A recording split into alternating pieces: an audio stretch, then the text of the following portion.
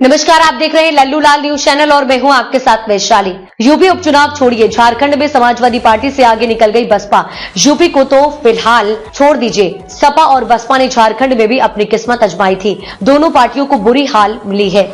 ये एक चीज जो रही वो ये है कि बसपा वोट परसेंटेज के मामले में सपा से आगे निकल गई। बसपा झारखंड की सभी 81 सीटों पर चुनाव लड़ी थी, जबकि सपा 21 सीटों पर अपने उम्मीदवार उतारे थे। यूपी उपचुनाव में बसपा का जो बुरा हाल हुआ वो तो हुआ ही, लेकिन झारखंड में बसपा सपा से आगे निकल गई है।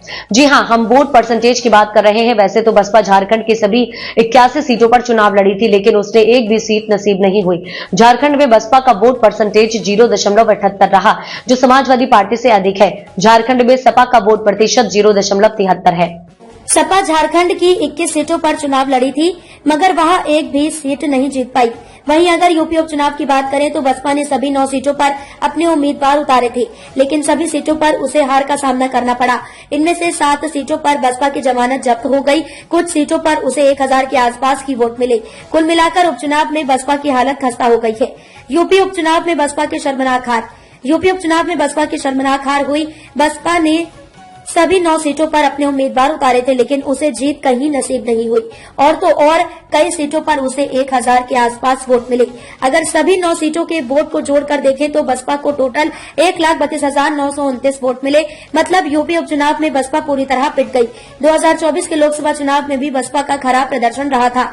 वह अपना खाता भी नहीं खोल सकी थी। मतलब साफ है कि यूपी में बसपा लगभग पूरी तरह हाशिए पर पहुंच चुकी है। सिर्फ एक विधायक बचा है। लोकसभा और विधान परिषद में शून्य है। राज्यसभा में उसकी सिर्फ एक सीट रह गई है।